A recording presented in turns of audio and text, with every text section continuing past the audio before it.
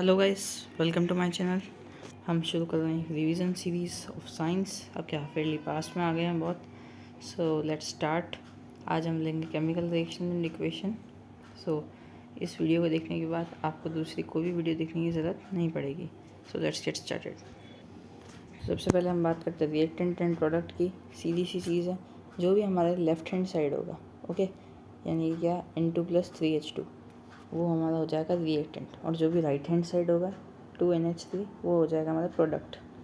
सीधी simple सी बात है। और अगर डेफिनेशन देखें इसकी, तो the chemical substance which take part in chemical reaction is called reactants and the chemical substance which is formed after the chemical reaction is called product. अब हम बढ़ते हैं केमिकल रिएक्शन की डेफिनेशन की ओर। तो केमिकल रिएक्शन की definition क्या होगी? The process by which reactant convert into product.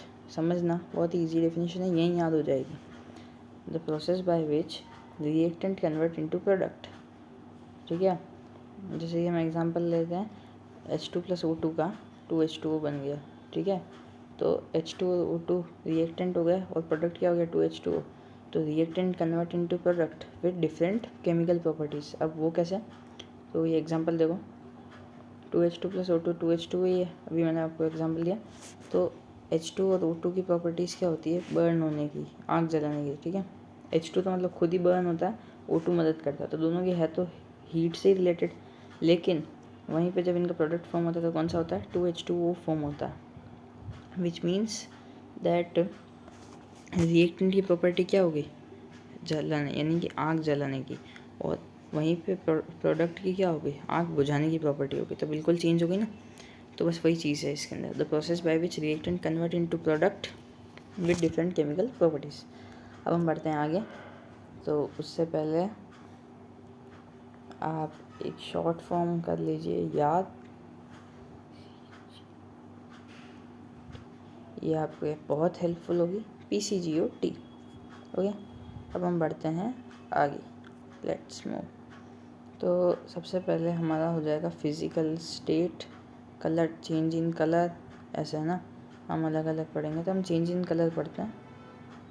चलो PCGOT लिया था ना, तो फिज़िकल स्टेट से चालू करते हैं। तो फिज़िकल स्टेट में हम ये एग्जांपल ले लेते, दूसरा लेने से मतलब नहीं है। तो फिज़िकल स्टेट क्या है? इन दोनों का गैस, यहाँ गलत लिख रखा है इस साइड, तो उसको करेक्शन कर लेते हैं, ये लिक्विड है। ठीक है, तो ये क्या हो गया? गैस। ये भी हो गया हमारा गैस, और ये क्या हो गया? लिक्विड, है ना।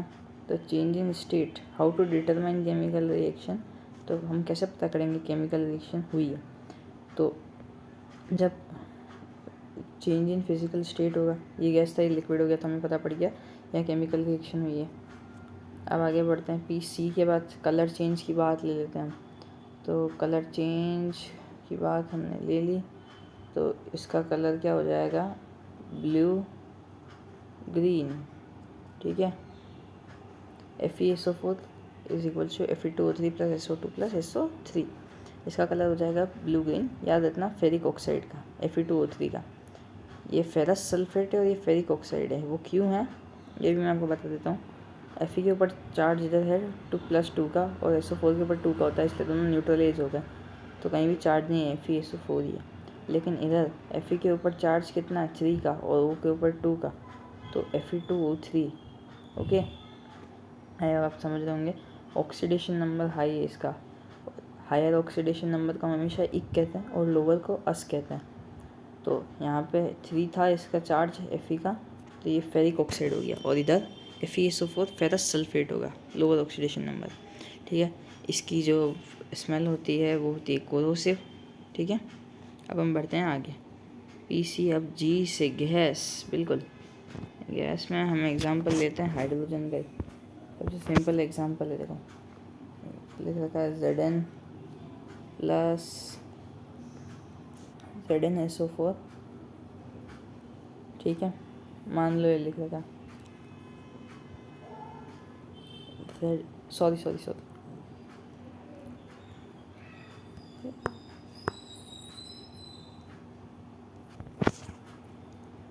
लिख रखा है हमारे पास Zn+H2SO4। ओके, तो अब Zn जो है रिएक्टिविटी सीरीज़, हालांकि आपको लिखवा दी होगी, पर अगर नहीं लिखवाई है तो बुक में है, उसमें आप देख लीजिएगा। तो Zn जो है वो H से हाईली रिएक्टिव होता है, ठीक है। तो ये डिस्प्लेस करके क्या बना देगा, ZnSO4 प्लस ये क्या है, गैस को रिलीज़ करेगा H2। ओके, तो यहाँ पे गैस रिलीज हुई तो हमको पता पड़ जाएगा कि केमिकल इक्वेशन हुई है। अब अगला हम आते हैं O पे, O ऑड्यूल, ठीक है। तो यहाँ C2H5OH प्लस CH3COOH, ये CH3COOH को आप दोनों कह सकते हैं, एथोनिक एसिड कह सकते हैं या इजी में एसिटिक एसिड कह सकते हैं, ठीक है। और C2H5OH तो इथेनॉल का फार्मूला है, एल्कोहल का, ठीक है। अब ये चेंज किसमें होगा, CH3COO C2H5 में, ठीक है। अब इसका जो स्मेल होगी ना वो होगी फ्रूटी लाइक स्मेल, तो वही चीज़ होती है ऑड्यूल, स्मेल ऑड्यूल, ठीक है। तो इसकी स्मेल होती है फ्रूटी लाइक स्मेल।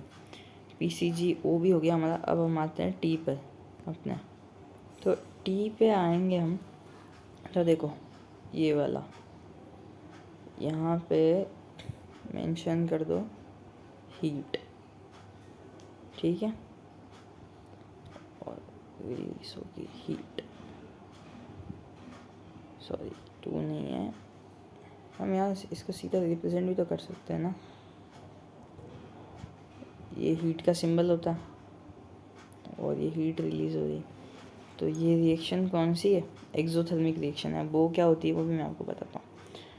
ये हमने देख लिया टेम्परेचर लगा के, क्विक लाइम यानी कि कैल्शियम ऑक्साइड जब H2O के साथ रिएक्ट कर रही है तो क्या बना रही है, कैल्शियम हाइड्रोक्साइड या फिर CaOH hold wise slaked lime बना रही है, ठीक है। तो अब एक्सोथर्मिक और एंडोथर्मिक रिएक्शन क्या होती है, तो the reaction which absorb heat is called endothermic reaction and the reaction which releases heat is called exothermic reaction। तो इसमें क्या होता है, रिलीज़ हो रहा है ना हीट का, यहाँ हीट रिलीज़ हो रही है, तो ये कौन सी हो गई हमारी, एक्सोथर्मिक रिएक्शन हो गई है, एक्सोथर्मिक, ठीक है। और एंडोथर्मिक रिएक्शन में क्या होगा, जो हीट होगी, सॉरी जो हीट होगी ना हमारी वो एब्जॉर्ब हो जाएगी, समझ गए होंगे आई होप आप, ठीक है। तो अब हम बढ़ते हैं आगे, how to determine chemical reaction, हमारा टॉपिक कंप्लीट हो चुका। अब हम आते हैं केमिकल इक्वेशन पे। तो ये है हमारा एक केमिकल इक्वेशन। अब इसकी डेफिनेशन क्या होती है, वैसे तो नहीं पूछते हैं, फिर भी अगर पूछ लें तो मैं बता देता हूँ, ठीक है। तो केमिकल इक्वेशन की डेफिनेशन क्या होती है, केमिकल इक्वेशन की डेफिनेशन, वैसे ये क्वेश्चन है आपके पीछे बैक एक्सरसाइज में ना। तो केमिकल इक्वेशन की डेफिनेशन क्या होती है, the symbolic representation of chemical reaction. अब मैंने क्या बोला उसको मैं बताता हूँ। अब मुझे बताओ एफी का क्या मतलब होता है, सॉरी एफी का क्या मतलब होता है, आयरन, एस का सल्फर, ओ का तो पता ही होगा ऑक्सीजन, ठीक है। तो अब हमने इनको क्या सिंबल में रिप्रेजेंट कर रखा है। अब सोचो अगर मैं इसको ऐसे लिखूं, आयरन सल्फेट, देखो ये आयरन सल्फेट इतना हो गया, is equals to ferric oxide, है ना। तो कितना लंबा हो रहा है ये, लेकिन अगर मैं इसको सिंबल में रिप्रेजेंट कर दूँ FeSO4, मतलब तो वही निकल रहा, तो सीधी सी बात है symbolic representation of chemical reaction. Okay, ये चीज़ हो गई हमारी। अब इसके भी दो टाइप होते हैं, एक होता है बैलेंस और एक होता है अनबैलेंस। तो हमेशा आपको एक रिएक्शन को बैलेंस करना ज़रूरी होता है। क्यों होता है उसका रीज़न ये क्वेश्चन है आपके पीछे बैक एक्सरसाइज में। तो इसका आंसर हम कुछ इस प्रकार लिख सकते हैं कि according to law of conservation of mass, 9th में पढ़ा ना, दोनों साइड एटम्स बराबर होने चाहिए। According to law of conservation of mass can neither be created nor be destroyed, so the number of atoms are equal in both sides. Okay, ये हम लिख सकते हैं आंसर। अब अगला हमारा बैलेंस कैसे करते हैं। सबसे सिंपल टॉपिक है, अच्छे खासे मार्क्स का आ जाता है एग्ज़ाम्स में। तो देखो, इसका मैं आपको अपना तरीका बताता हूँ। बुक का तरीका थोड़ा सा कॉम्प्लिकेटेड है। Fe कितना है हमारे पास यहाँ, 1, सल्फ़र 1 और O4। यहाँ हमारे पास Fe कितना, 2, ऑक्सीजन 3, सल्फ़र वापस 1, ऑक्सीजन 2, सल्फ़र 1, ऑक्सीजन 3। ठीक है। तो अब हम देखो, मैं यहाँ लाइन खींच देता हूँ। अब हम इस साइड देखें, यानी कि हमारे LHS की साइड। तो आयरन कितना है, 1 है। अब इस साइड आ जाओ, RHS साइड। तो यहाँ आयरन कितना है, 2 बराबर। तो अब अगर मैं इसके आगे 2 लगा दूँ, आयरन क्या है, ठीक है, तभी 2 पूरे के साथ काउंट होगा। तो आयरन कितना हो गया, 2, सल्फ़र 2, ऑक्सीजन 8। अब वापस इधर देखो, आयरन 2, इस साइड भी 2। अगला सल्फ़र अब 2 हो गया क्योंकि आगे 2 लग गया। तो इधर भी कितना है, 2 सल्फ़र। ऑक्सीजन 4 और 4 इंटू 2 8। और इस साइड कितना, 3 2 6 और 8। तो 8 ऑक्सीजन इधर भी, 8 ऑक्सीजन इधर भी। तो ये हमारी रिएक्शन हो गई है बैलेंस। ठीक है। मैं एक और एग्जांपल लेता हूँ। तो अब एक एग्जांपल देखना, ये बेस्ट एग्जांपल है, और ऐसे क्वेश्चन आ जाते तो बच्चे बहुत कंफ्यूज हो जाते।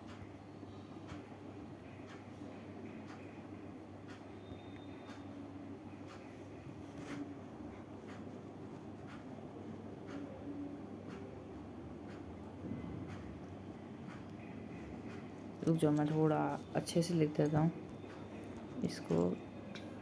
C6H6, आई होप आपको विजिबल होगा, समझ में आ रहा होगा। O2, अब CO2 प्लस H2। ठीक है, अब तो दिख रहा होगा। अब देखो इसमें अपना तरीका। C कितना है, कार्बन 6, हाइड्रोजन कितना है 6, और ऑक्सीजन कितना है 2। यहाँ कार्बन कितना, ओनली 1, ऑक्सीजन 2, और एक यहाँ भी है। तो ऑक्सीजन हो गई हमारी 3, ओवरऑल काउंट करो हाइड्रोजन 2। तो अब हमें करना है इसे बैलेंस। तो सबसे पहले हम देखते हैं कार्बन C6, इधर 6 है और इधर 1। तो डायरेक्ट 6 लगा दूँ मैं, ये लगा दिया 6। तो 6 कार्बन हो गया, तो है ना, यहाँ लगाते हैं ना 6। ठीक है, 6 कार्बन होगा। तो अभी 6 पीछे के साथ भी काउंट होगा, 6 to 12 और एक 13 ऑक्सीजन। अब 13 क्या, एक ऑड नंबर है ना। तो 13 ऑक्सीजन हो गई हमारे पास। तो चलो ऑक्सीजन को हम सबसे लास्ट में कंसीडर करेंगे। अब हाइड्रोजन कितने हैं, 6, हमारे पास कितने, 3, सॉरी 2, ये 3 भी नहीं है। तो हम नंबर क्या लगा सकते हैं, यहाँ 3 लगा दें, 3H2, 6 हो गई अब हमारे पास हाइड्रोजन। तब O कितने हो गए, 3 और हो गए। तो अब O गिनो, 6 to 12 और 3 15 O हो गए। ठीक है, और यहाँ हमारे पास कितना है, 2। तो ऐसी सिचुएशन में हम क्या कर सकते हैं, हम यहाँ लिखेंगे, हम यहाँ लिख देंगे 15/2। तो अब इस 2 से ये 2 कट जाएगा, तो 15 हो गए, और ये हमारी रिएक्शन हो गई बैलेंस। ठीक है। तो ये एक ऑड थी, तो मैंने आपको बता दी, ऐसी 15/2 में भी हो सकता है। ठीक है। सब हम बढ़ते हैं आगे।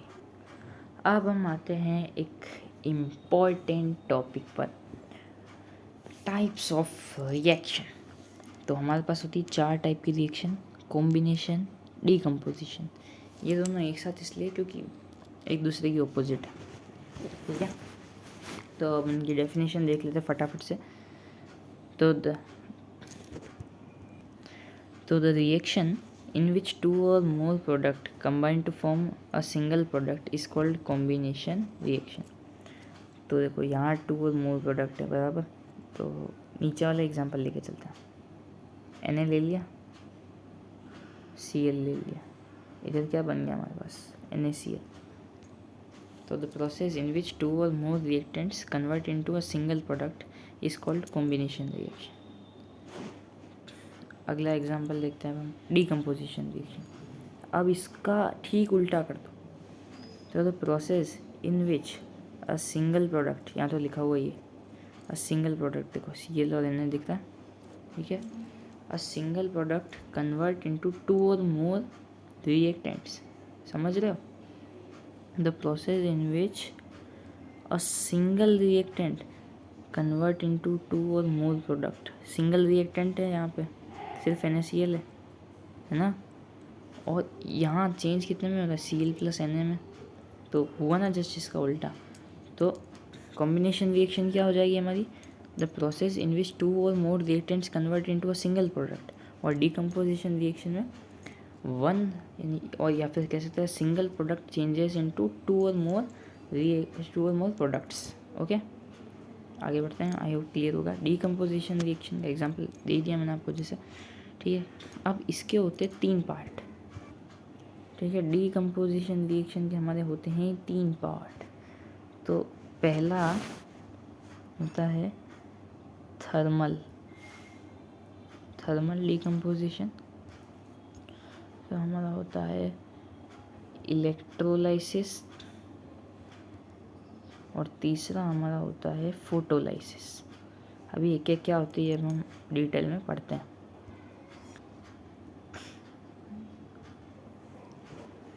तो यहाँ हमने लिखा थर्मल, ठीक है।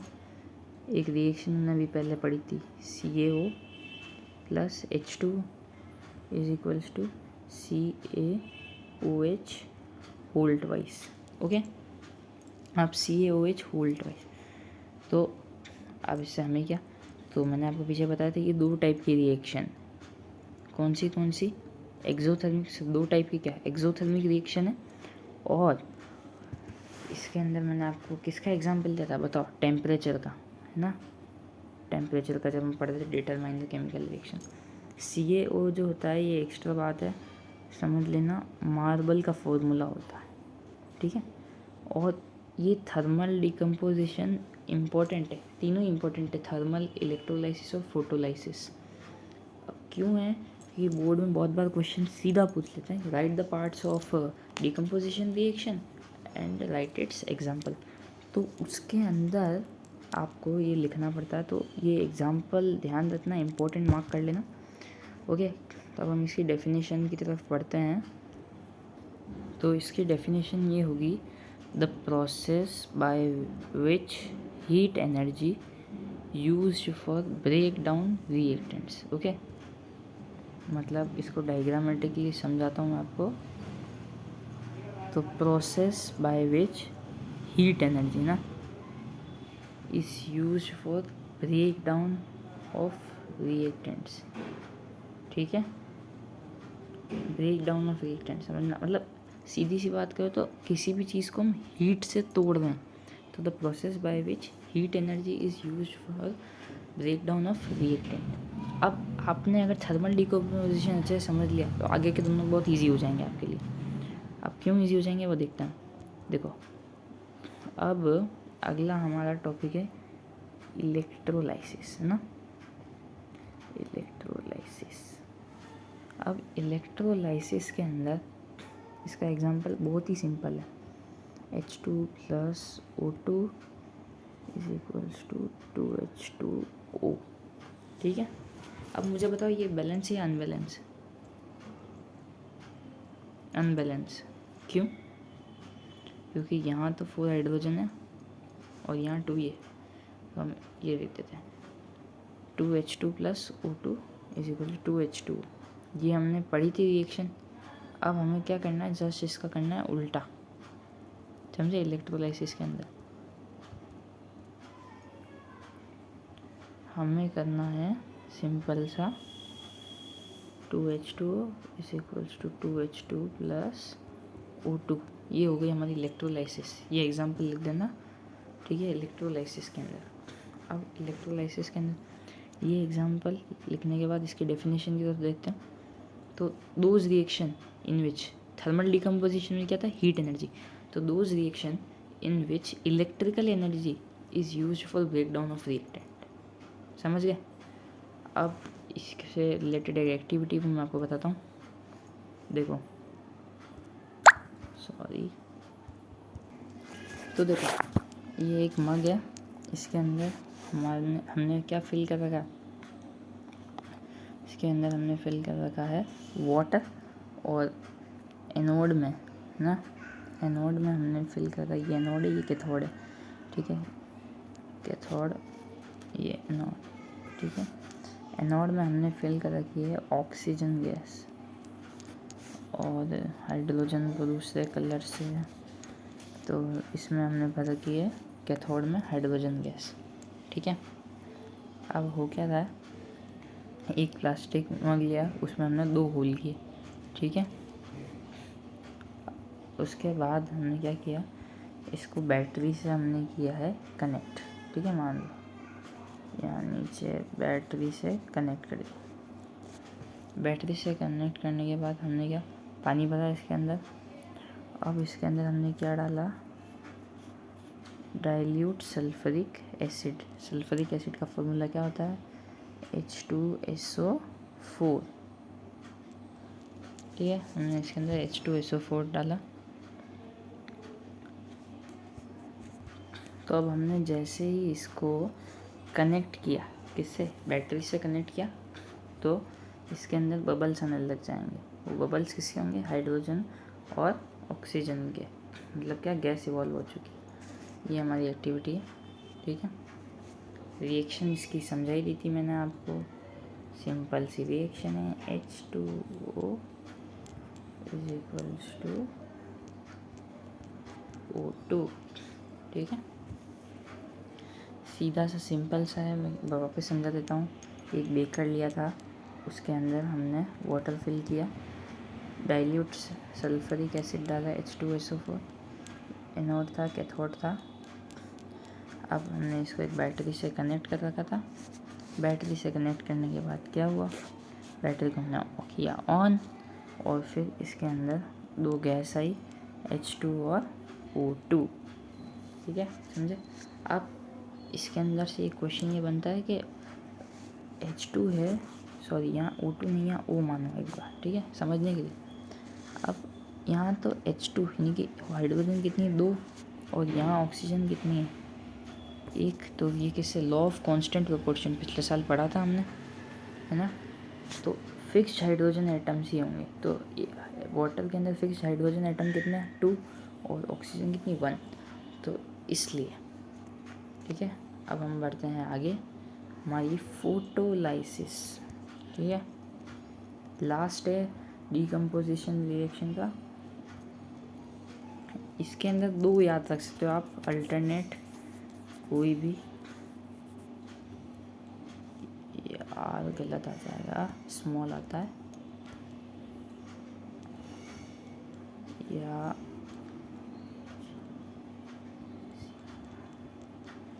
तो 2AgBr और 2AgCl। तो इसमें क्या बनेगी, 2Ag प्लस Br2, और इसके अंदर 2Ag प्लस Cl2, ठीक है। नहीं दिख रहा हो तो मैं एक बार सेपरेट भी कर देता हूँ, ठीक है।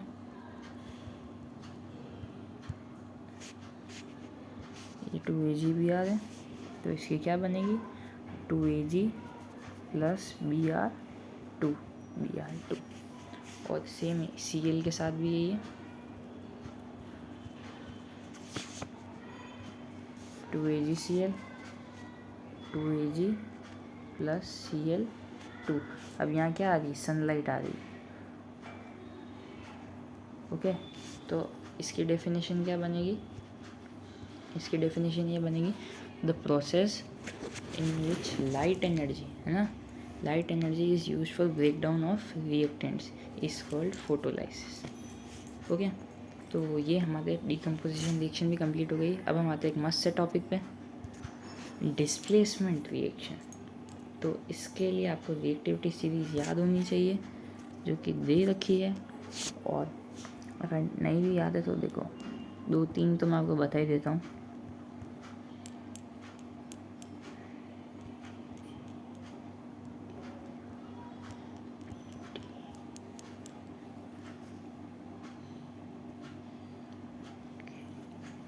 है ना, देखो इसमें जो सबसे रिएक्टिव मेटल्स होते हैं वो होते हैं के और N A.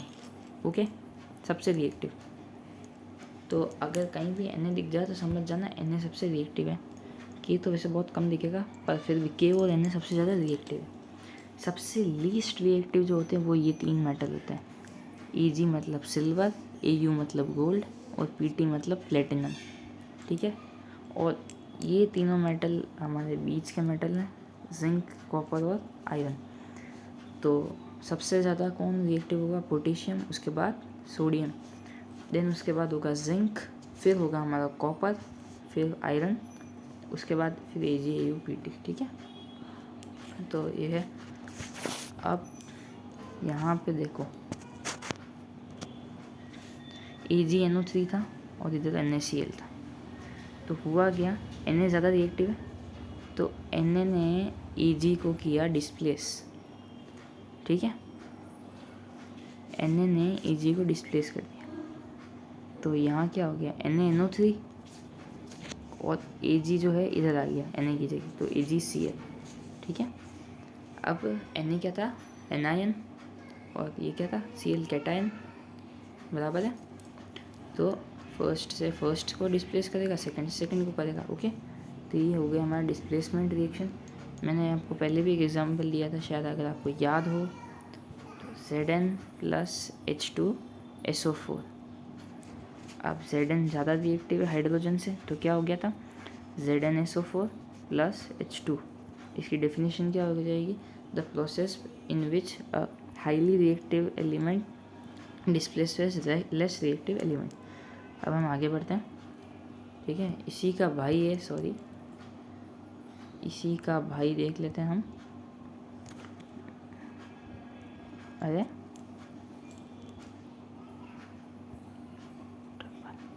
Double displacement reaction. ठीक है, यहाँ भी वही एग्जांपल है, इस एग्जांपल को काट लो, मैं आपको दूसरा एग्जांपल देता हूँ, है ना। यहाँ पे हम एग्जांपल ले लेते हैं। हाँ, तो हम यहाँ एग्जांपल ले लेते हैं Na2SO4 प्लस BaCl2, है ना। ये हमने ले लिया एग्जांपल। तो अब ये बनेगा क्या हमारा, ये हमारा बन जाएगा 2NaCl प्लस BaSO4। तो ये हो गया हमारा डबल डिस्प्लेसमेंट रिएक्शन। अब हम बढ़ते हैं आगे। The most important topic of this chapter, oxidation and reduction. तो ऑक्सीडेशन कब होता है, रिडक्शन कब होता है, समझ लो। तो ऑक्सीडेशन की होने की 3 स्टेज, वैसे तो बहुत सारी, मेन 3 है 10th क्लास के अंदर।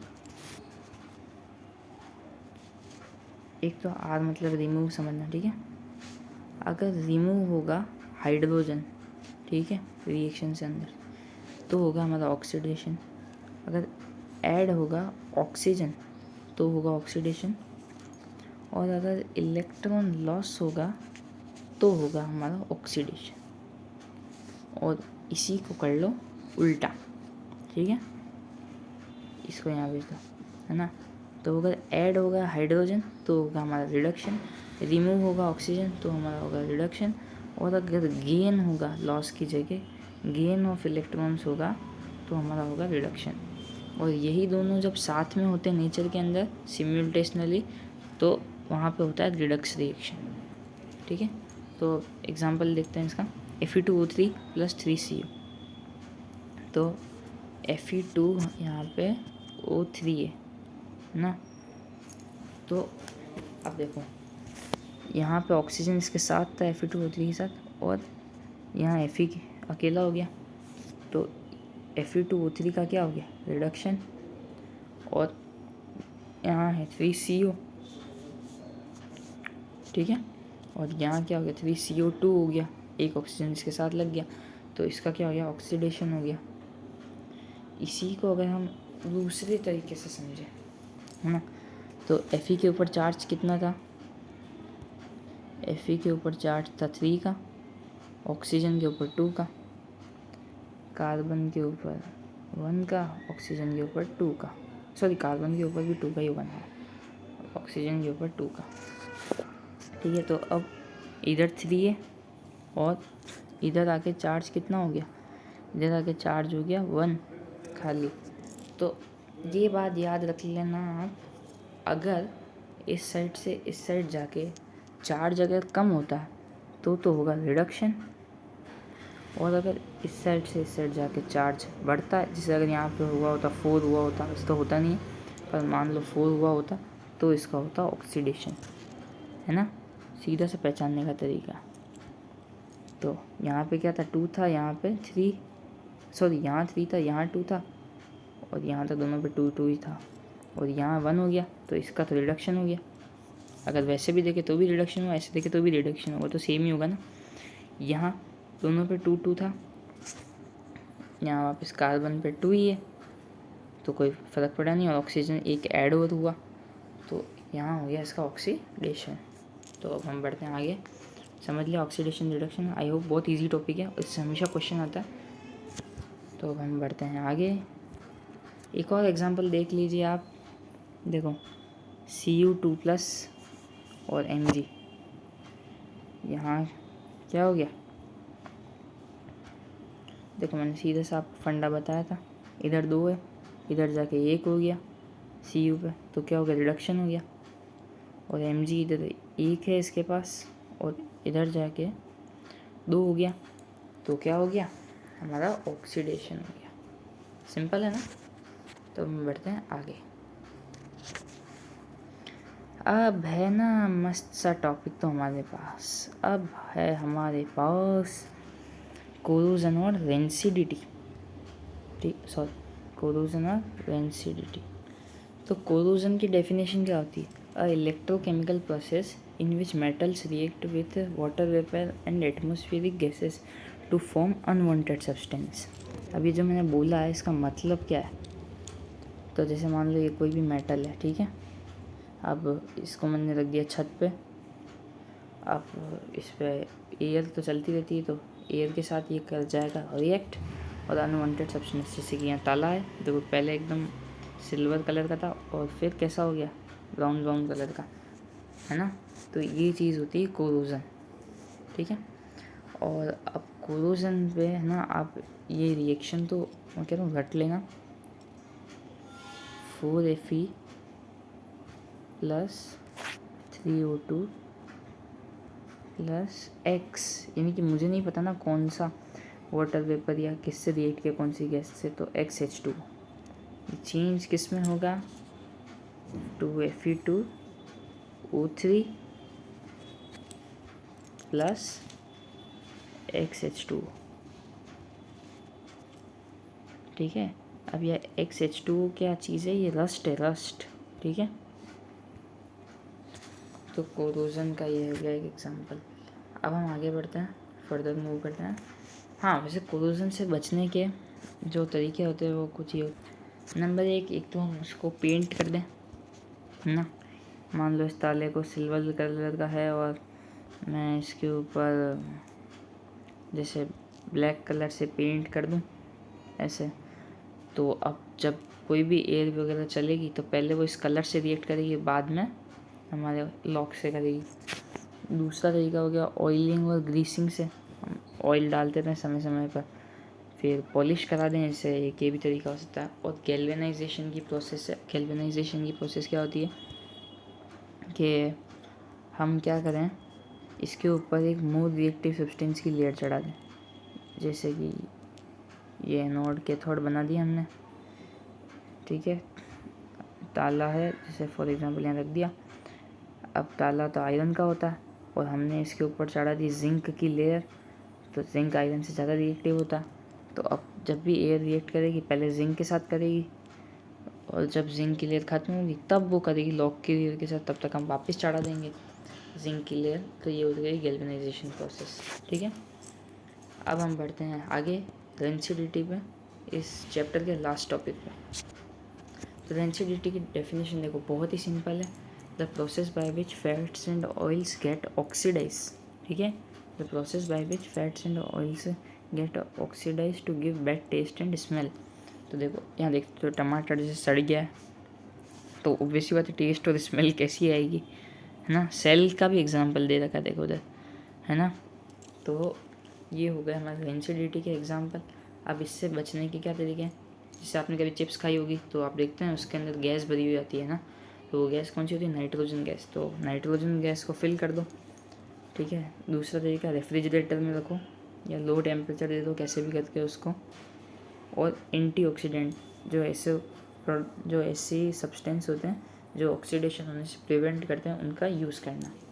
तो ये हो गया हमारा चैप्टर ख़त्म थ्योरी वाइज। अब हम आते हैं चैप्टर की एक्टिविटीज़ पे। तो पहली एक्टिविटी है मैग्नीशियम रिबन की, है ना।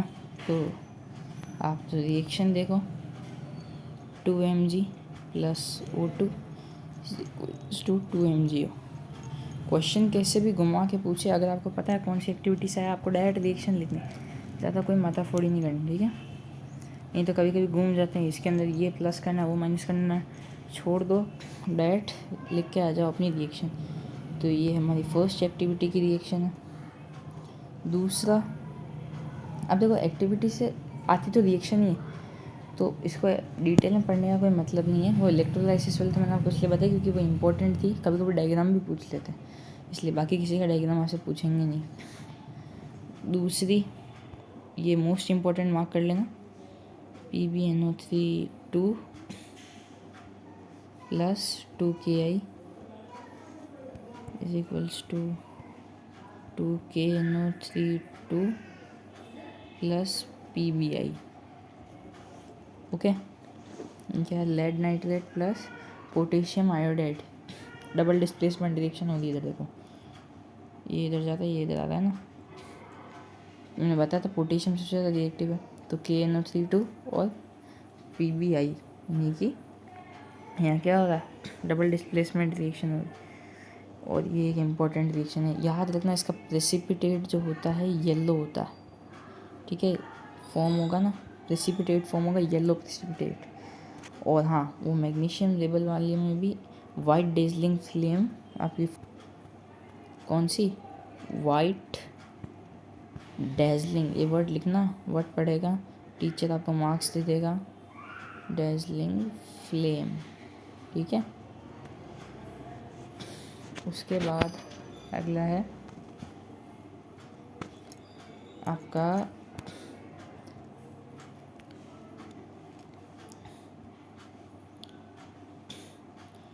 ये रिएक्शन तो मैंने आपको बता दी है, H2SO4 + Zn की, ZnSO4 + H2, है ना।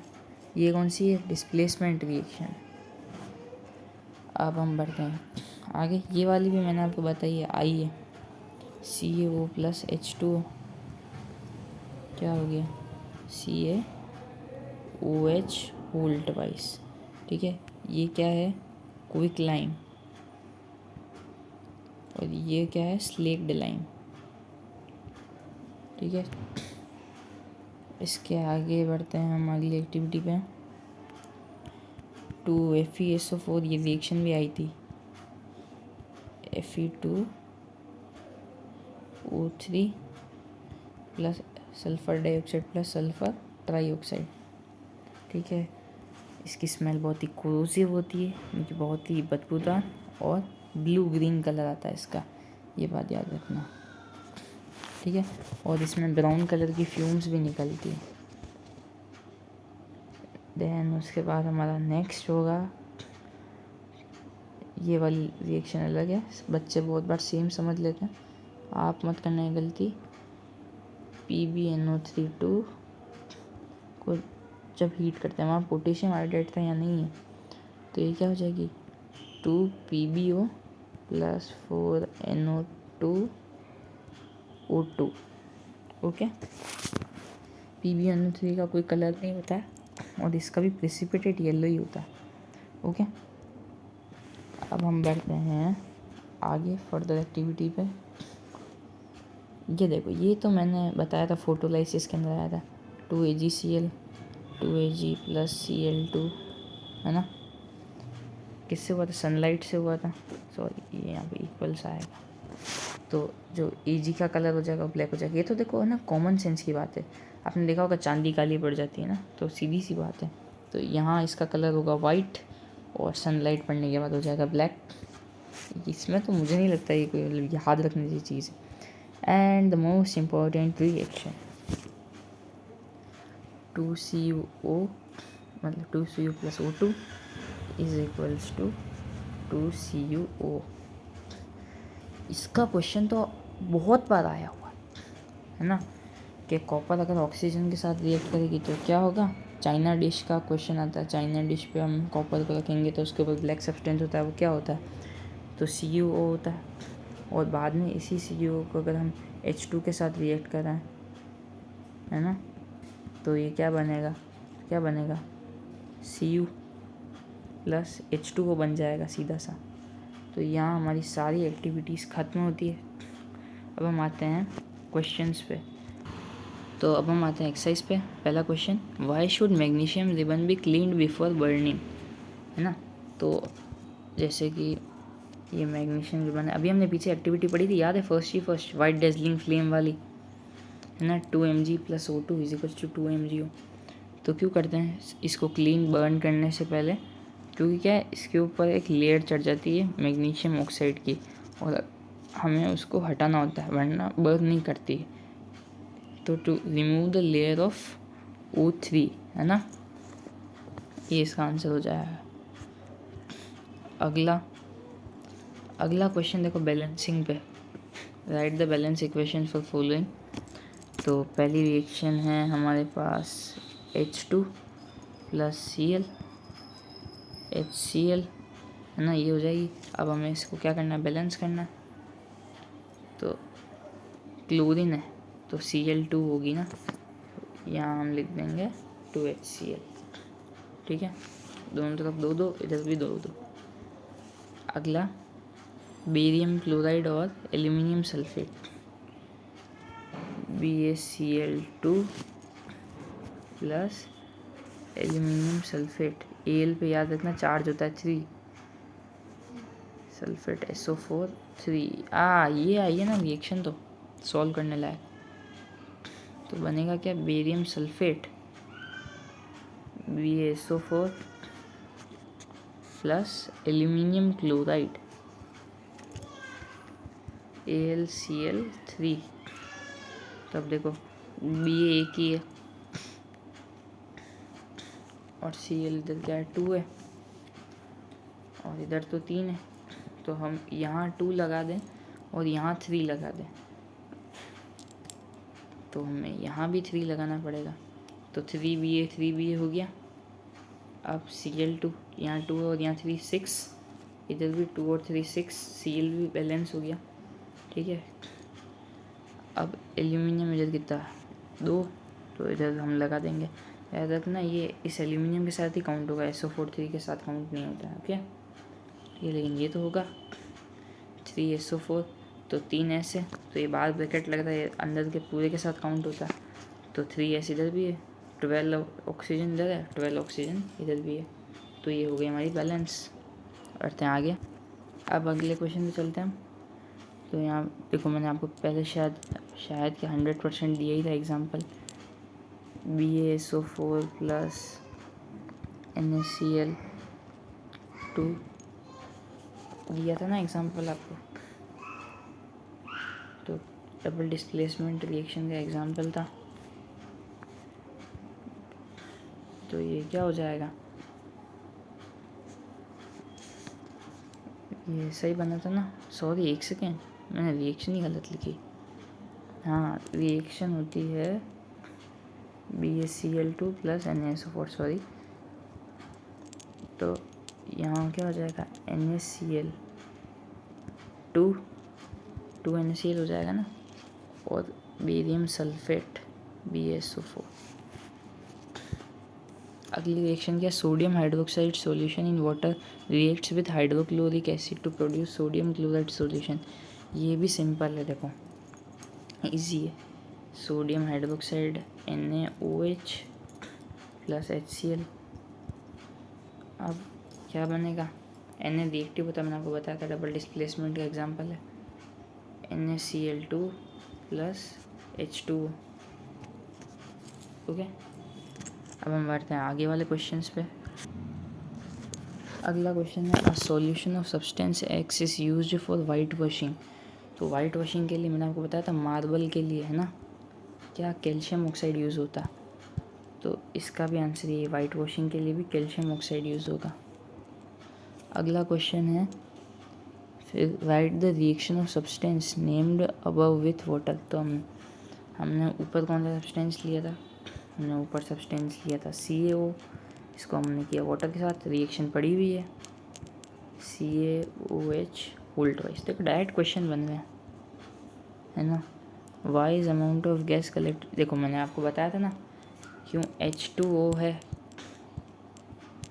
H2O में fix amount of water molecule है, हाइड्रोजन के 2 ही होंगे और ऑक्सीजन का 1 ही होगा, वो आ गया।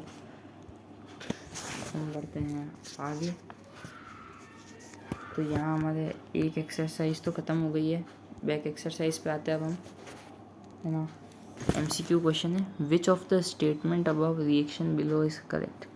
तो देखो रिएक्शन ही लिखी हुई है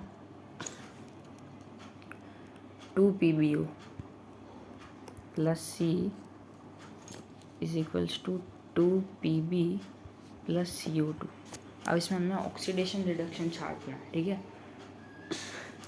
तो ऑप्शन है लेड इज गेटिंग रिड्यूस्ड, है ना, तो दोनों पे +2 का चार्ज है, सॉरी Pb। तो reduce, lead is getting reduced सही लग रहा है ना। Carbon dioxide is getting oxidised. Carbon dioxide कैसे ऑक्सीडाइज हो सकती है भाई, इधर तो कार्बन ही गलत है। फिर कार्बन इज गेटिंग ऑक्साइड बिल्कुल हुआ है। और लास्ट ऑप्शन है हमारे पास, lead oxide is getting reduced. हाँ, लेड ऑक्साइड रिड्यूस भी हुई है। तो यहाँ पे हमारे पास ऑप्शन है A and B, A and C, A B and C, या फिर ऑल। तो हम इसमें ऑप्शन लिखेंगे, तो हम इसके अंदर आंसर लिखेंगे A and B, lead is getting reduced बराबर है, और carbon dioxide is getting oxidised. बढ़ते हैं आगे। अगला है, अब अगली रिएक्शन क्या है, Fe2O3 plus 2Al Al2O3 plus 2Fe, है ना। किस टाइप की रिएक्शन है, तो ऑब्वियस सी बात है ये हमारी हो गई डबल डिस्प्लेसमेंट रिएक्शन, क्योंकि Al Fe को कर रहा है ना, तो डबल डिस्प्लेसमेंट रिएक्शन हो गई। ऐसा कह सकते थे अगर यहाँ पे कुछ और होता, लेकिन यहाँ क्या है Fe2O3 और Al है, समझना बात को, मैंने जानबूझ के कहा ऐसा, है ना। तो Fe2O3 और Al है, तो Al Fe को क्या करेगा, डिस्प्लेस कर देगा, और क्या बन जाएगा Al2O3 प्लस Fe2Fe। तो ये डिस्प्लेसमेंट रिएक्शन नहीं होगी, डबल डिस्प्लेसमेंट नहीं होगा, ठीक है। अब हम बढ़ते हैं आगे। What happens when dilute hydrochloric acid is use in, तो इसकी तो रिएक्शन ही बनानी पड़ेगी। 2HCl प्लस Fe क्या बनेगा, FeCl2 बनेगा। Fe H से ज़्यादा रिएक्टिव है, H2। तो हमारे पास क्या ऑप्शन है, hydrogen gas and iron chloride are produce, बिल्कुल सही। तो ए ऑप्शन ही हमारा राइट हो गया। अब आते हैं हम वर्बल क्वेश्चन आंसर पे। तो what is balanced chemical equation, why should chemical equation भी बैलेंस्ड, ये मैंने आपको पहले ही आंसर दे दिया। उसके बाद 2-3 क्वेश्चन हैं जो पूरे बैलेंसिंग पर है, तो वो तो आप ही करना, प्रैक्टिस हो जाएगी। फिर what does one mean by exothermic and endothermic reaction, दोनों क्या बताया मैंने आपको एग्जांपल। हाँ, ये आया है आपके पास अच्छा question, what is why is respiration considered and exothermic reaction. तो रेस्पिरेशन में ना रेस्पिरेशन के अंदर, तो देखो अब रेस्पिरेशन की केमिकल रिएक्शन लिखनी पड़ेगी सबसे पहले हमें। तो C6H12O6 6CO2 plus 6H2O। तो अब रेस्पिरेशन के अंदर क्या होता है, हमें क्या पता है ना कि रेस्पिरेशन एक्सोथर्मिक, तो इसमें एनर्जी क्या होती है, रिलीज होती है। तो इसको थोड़ा बना के लिखना और अच्छा लिखना। तो in respiration product the fats and oils we eat get from that we get energy, and this energy is produced by the process of respiration and in exothermic reaction। फिर उसकी डेफिनेशन लिखना, द प्रोसेस या फिर the reaction in which heat energy is produced. तो energy यहाँ produce हुई, so here also energy is produced, so it is called an exothermic reaction. फिर अगला क्वेश्चन है, why are decomposition reaction called opposite of combination reaction. Simple सा question है, combination reaction और decomposition reaction की आपको क्या लिखनी है, डेफिनेशन लिखनी है। उसके बाद अगला क्वेश्चन है, राइट वन, देखो मैंने आपको बोला था ना इंपॉर्टेंट क्वेश्चन है, write one equation for each decomposition reaction where energy is supplied in the form of heat, light और इलेक्ट्रिसिटी। तीनों रिएक्शन लिखनी है आपको, वाटर वाली, CaO वाली और AgBr वाली, या AgCl, दोनों जो मर्जी। फिर डबल डिस्प्लेसमेंट और डिस्प्लेसमेंट रिएक्शन में डिफरेंस लिखना है। ये तो काफ़ी इजी क्वेश्चन है। अब ये वाला वापस अच्छा क्वेश्चन आया है, in the refining of silver the recovery of silver from silver nitrate solution involve displacement bye copper metal, write down reaction involve, है ना। तो क्या हुआ, एक लेडी थी, उसने सिल्वर को साफ़ करने के लिए लिया था, तो रिएक्शन को लिखना है AgNO3 और उसमें कॉपर का ऐड हुआ, तो क्या हो जाएगा, Cu Ag से ज़्यादा रिएक्टिव है, CuNO3, ठीक है। AgNO3 2 होगा क्योंकि Ag पे चार्ज होता है ना 2, ऐसा मत सोच लेना क्योंकि NO3 पे भी होता है चार्ज 2, तो CuNO3 प्लस Ag, ओके, यही होगा। तो आपको सिंपल सी रिएक्शन लिखनी थी। उसके बाद अगला, फिर ये तो ऑक्सीडेशन और रिडक्शन में आपको डेफिनेशन लिखनी है, एग्जांपल देने। ये अच्छा क्वेश्चन आया और मैं ये लास्ट क्वेश्चन करता हूँ, उसके बाद बाकी सारे इजी है।